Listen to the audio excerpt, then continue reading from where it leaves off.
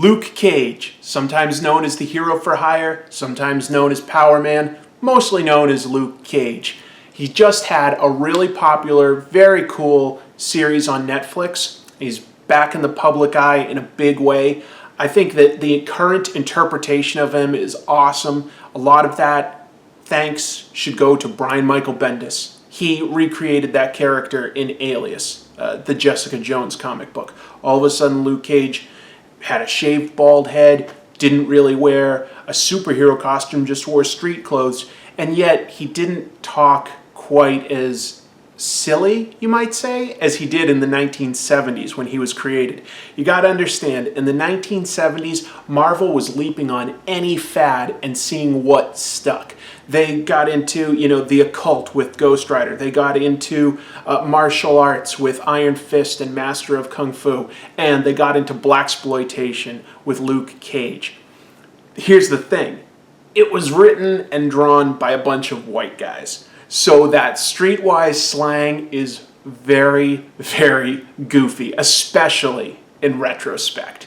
You can't totally blame them. I mean, they created a character that resonated with a lot of people. He was still very fun and cool, but the slang he was speaking, that's not how anybody talks. I want to find one of the craziest early issues of Luke Cage, Hero for Hire, and let's just count up not exactly tropes, but how many crazy slang phrases he uses. I'm going to go with one of my absolute favorite stories. It's the second of a two-part story in which Luke Cage has been hired by Dr. Doom, one of the preeminent supervillains in all of Marvel.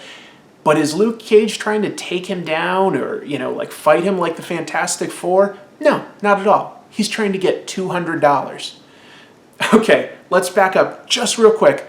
In the previous issue, the one that we're not going to read today, Luke Cage got hired to track down some men. Turns out they were rogue robots, and Dr. Doom was behind the scenes hiring Luke Cage, but he had no intention of paying him. In this issue that we're about to read, Luke Cage aims to collect on that $200. Let's get started. 1973, issue 9 of Luke Cage Hero for Hire by Steve Englehart and artist George Tuska. And what do we have? We have Luke Cage fighting the Fantastic Four, but why? Mr. Fantastic wraps Luke Cage up and says, hey, why did you just break into our headquarters? What are you here for? And Luke Cage explains that he wants a jet to Latveria, Dr. Doom's country, and he figured the Fantastic Four would have it. But let's take a closer look and see exactly what Luke Cage says here. Right on page 2, Luke Cage is punching out the thing and saying, "Sit easy while I run my rap." You'd think that this guy would be smart enough to simply walk into Fantastic Four's Baxter building and just talk to them.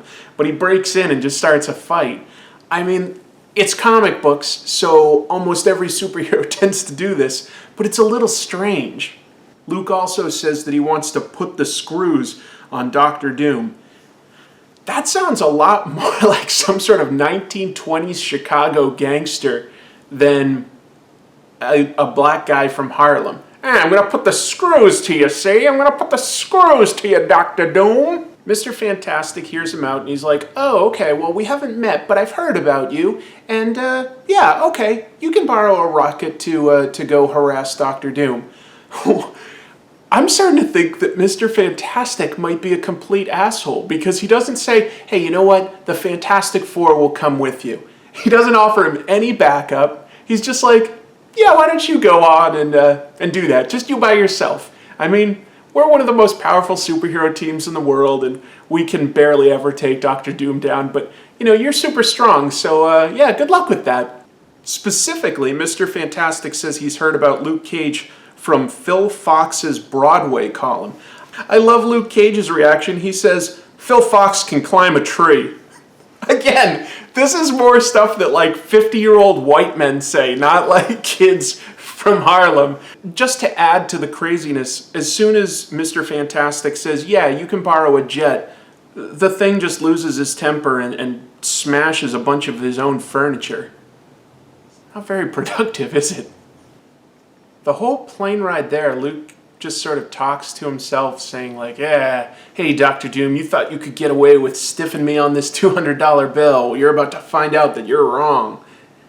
Again, comic books. This is not something that just Luke Cage does, but it is kind of funny to think that he might be on a plane for hours and he's just muttering to himself with like, yeah, Dr. Doom, yeah, paying me, huh? Well, I did my work and I get paid for that. That's true. Just doing that for hours. But once the jet enters Latverian airspace, it's frozen by some sort of magical ray, and a bunch of soldiers come out to stop what they think is the Fantastic Four. But of course, it's Luke Cage. Luke Cage begins beating up the soldiers, and here's his insult to them. He says that they look like they came out of a Cracker Jacks box. You know what? I think I have to agree. These are some goofy-ass outfits that Dr. Doom has given his own soldiers. A guy that can create robots and battle armor just sort of outfits these guys in sort of brown, orange onesies with a weird... It looks like a stir-fry wok with 2 electric bolts jammed on top of it. I don't think that would be the most effective helmet. And as that's going on, all of a sudden, an army of strange robots attacks. The soldiers are totally overwhelmed and they run away. Luke Cage agrees to go along with the robots to find out why they're resisting Dr. Doom. So we've got several different factions involved in this story. The robots are being led by an alien with just some sort of weird orb head. So at this point, I mean, we've got so many goofy things. We've got superheroes and supervillains. We've got robots, guards, aliens, just everything. This is only the 9th issue of Luke Cage, and you have to understand that at first, this guy was called Hero for Hire because very specifically, he stayed in Harlem and would help people out for money. Kind of like the A-Team, if you ever heard of that. You know, good guys that would do good, but get paid for their work. Luke Cage talks about how the robots are cats that are hassling him. So there's some more good slang. Anyway, apparently this robot force was originally created maybe by Dr. Doom, and some of their men were the ones that went rogue that Luke Cage ended up fighting and destroying in the previous issue.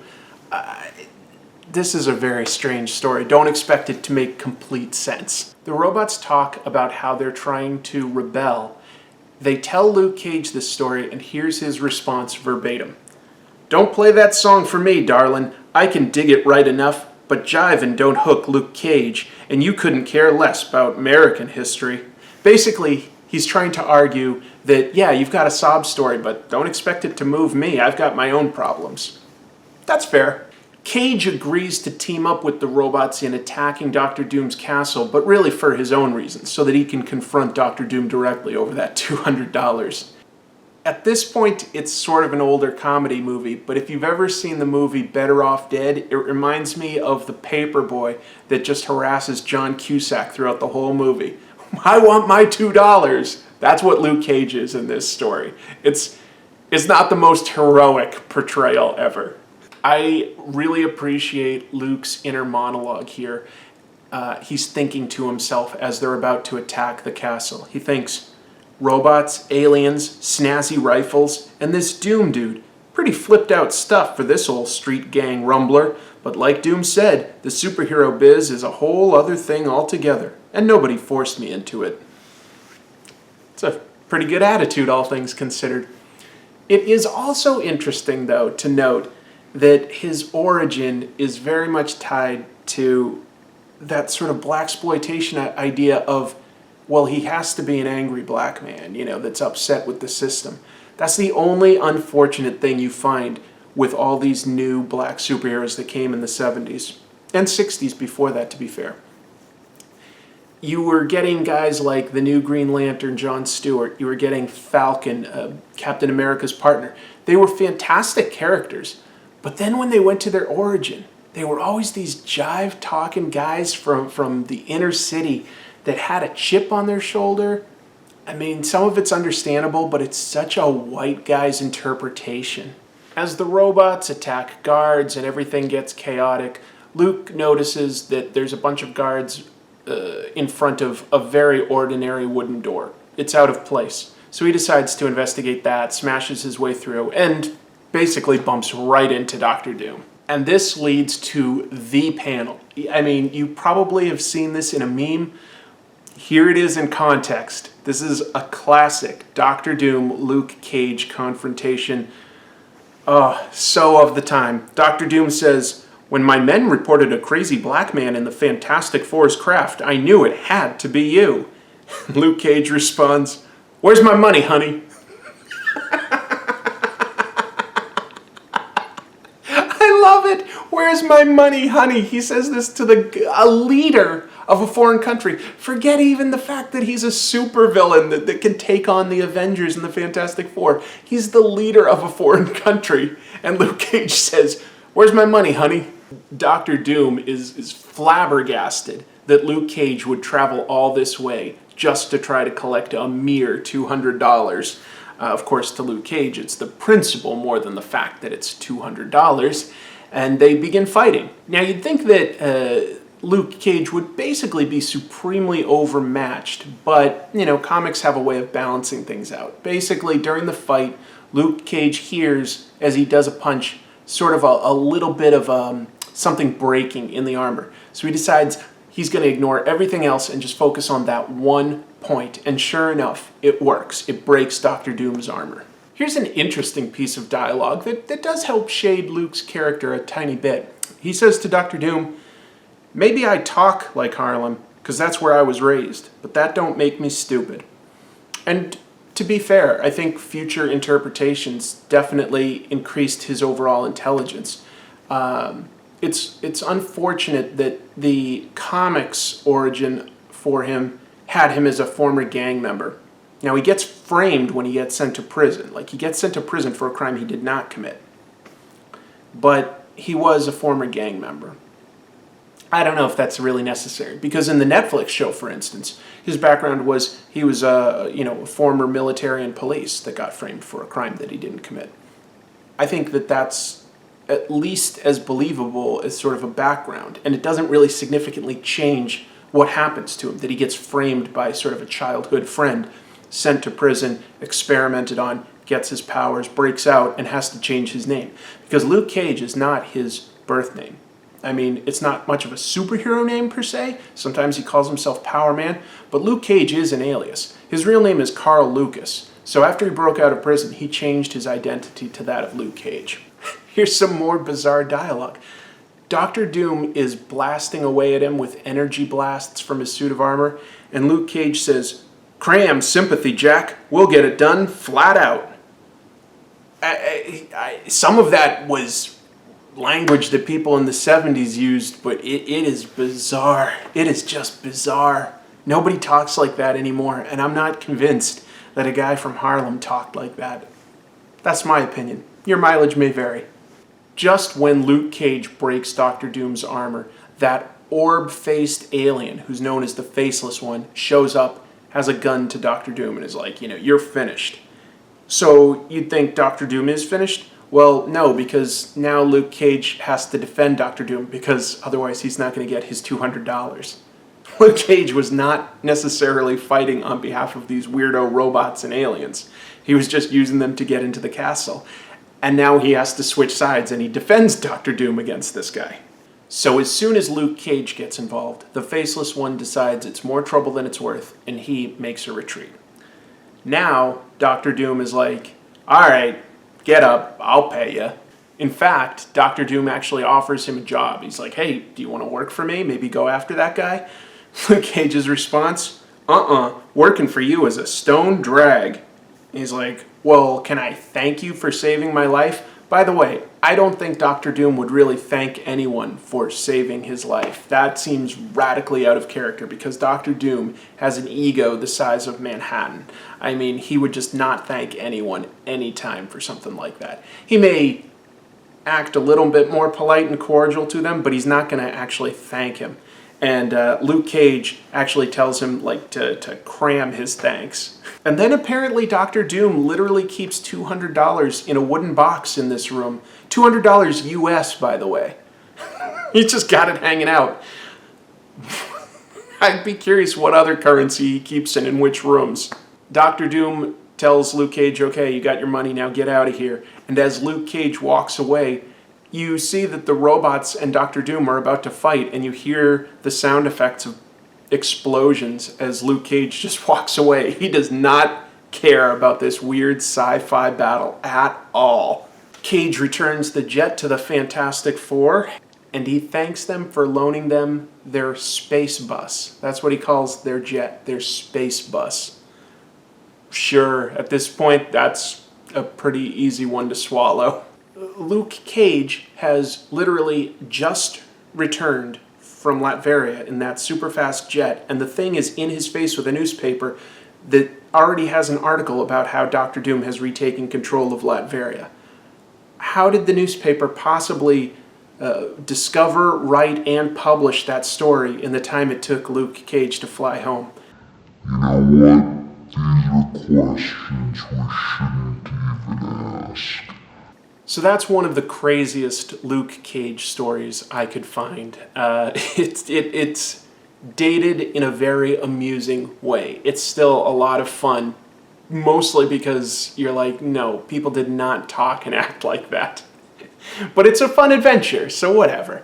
Alright, so we saw Luke Cage being a tough guy.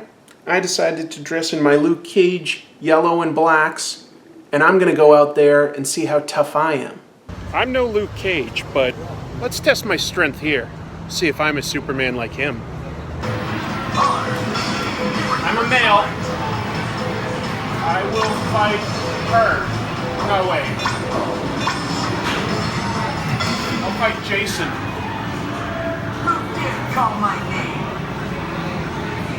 Ready? Go! Holy shit! Really? 1, 2, 3! You win! Yeah! This can't be happening! My life has meaning! Wow. Alright. I feel like I'm gonna hit this. Look at this. Jesse, come here and look at this. Look at this. People have like punched through. That's my score. Out of 1,000. I'm above a Superman, not quite a boxer. I'm above Superman. Good work. By the power of Thor.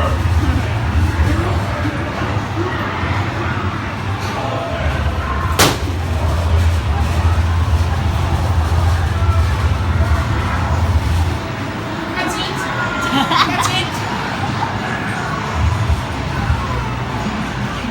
Alright, I grudgingly admit that Luke Cage is stronger than me, because I bet he could take that hammer, whack the thing, and get all the way up to 100. So, Luke Cage, you're stronger than me. Hope you guys enjoyed this quick look at a very fun and silly comic book, and I'll see you next week.